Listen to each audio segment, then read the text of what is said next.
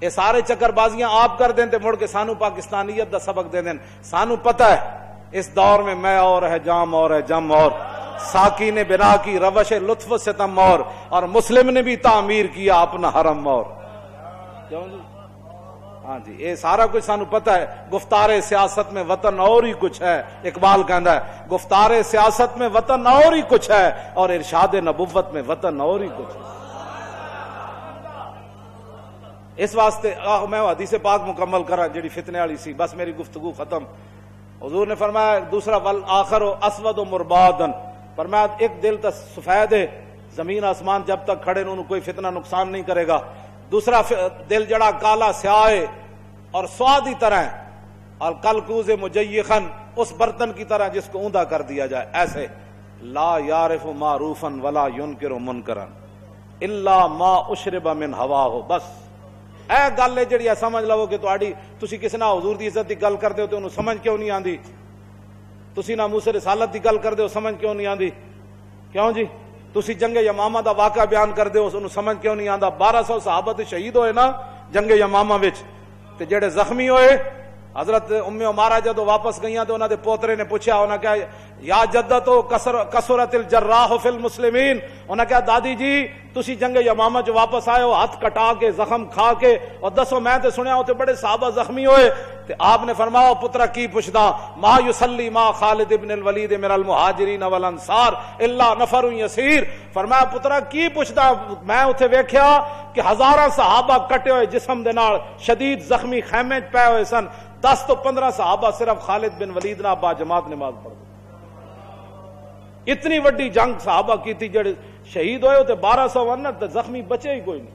اے خالد بن ولید نہ جڑے پڑھتے سن وہ بھی زخماں نال چور چور سن, لیکن خیمے تو چل کے تے جتھے خالد بن ولید نماز پڑھاندے سن اتنی جگہ وچ وہ پہنچ جاندے سن چل کے بس, ورنہ خالد بن ولید خود بھی شدید زخمی سن. ہاں صحابہ کہندے نہ یہ جنگ اسے کدی پہلے لڑی نہ کدی بعد وچ لڑی, جنگ یمامہ.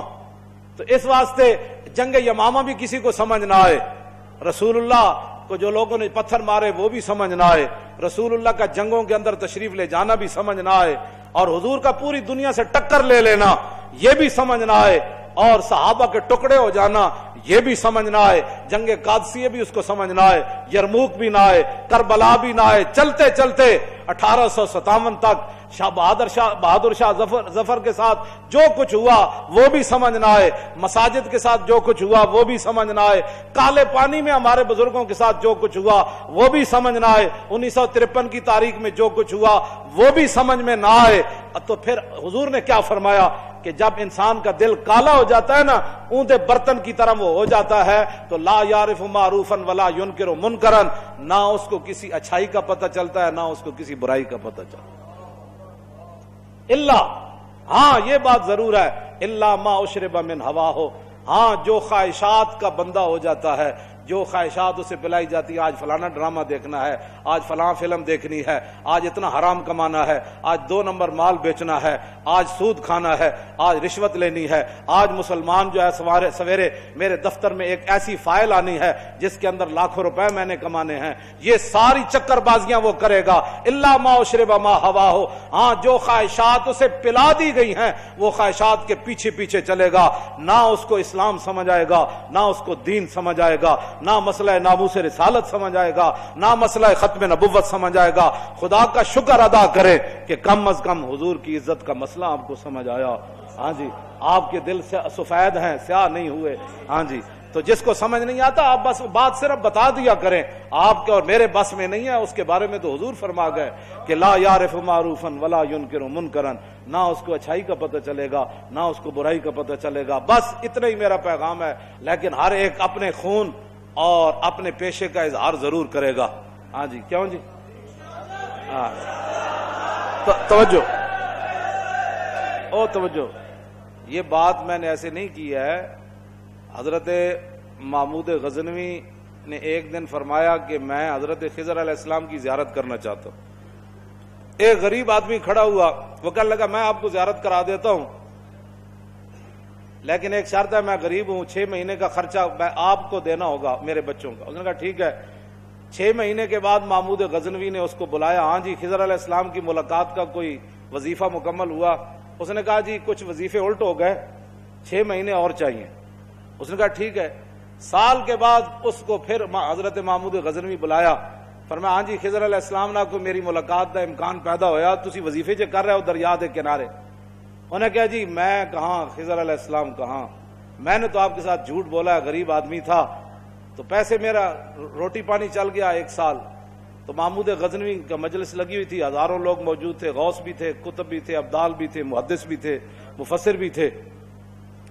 تو اس نے اپنے ایک وزیر کی طرف اشارہ کر کے کہا بتاؤ بھائی جو بادشاہ سے جھوٹ بولے اس کی کیا سزا ہے؟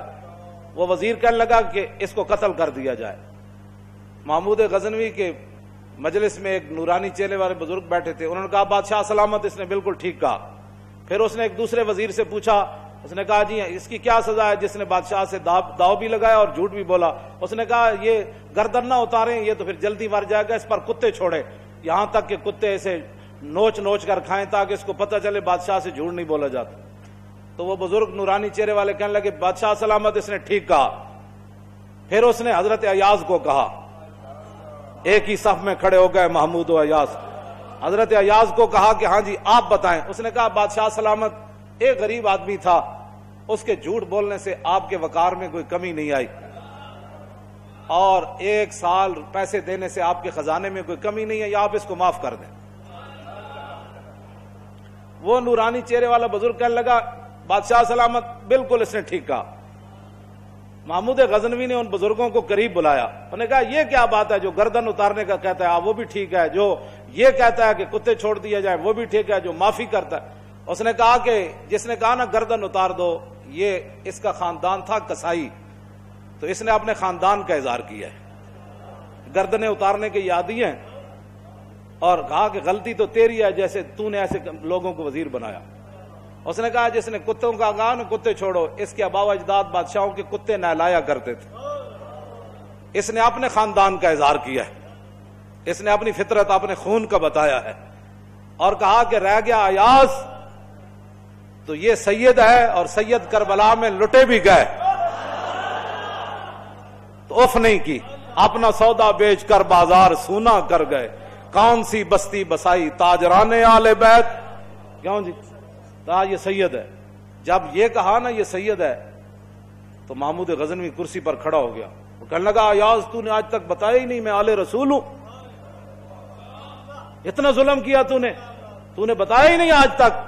تو حضرت ایاز فرمانے لگے کہ اچھا میرا راز ان بزرگوں نے کھولا تو میں بھی آپ کے سامنے ایک راز کھولنا چاہتا ہوں۔ انہوں نے کہا جی وہ کیا ہے؟ انہوں نے کہا یہ جو بزرگ ہے نا یہ خود حضرت خضر علیہ السلام ہے۔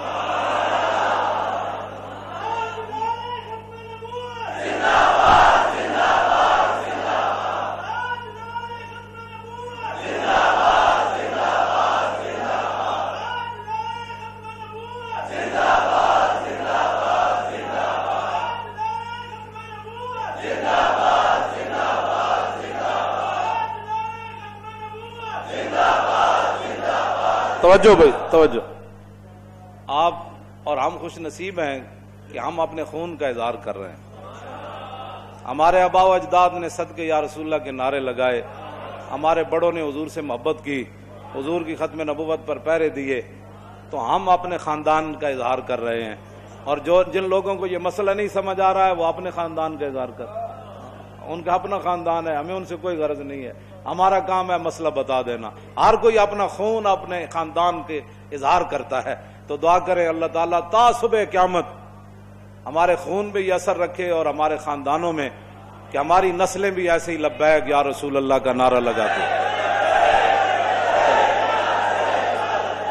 مزید ویڈیوز اور اپڈیٹس کے لیے یوٹیوب پر علامہ Khadim Hussain Rizvi official channel subscribe کریں اور بیل آئیکن پر بھی کلک کریں۔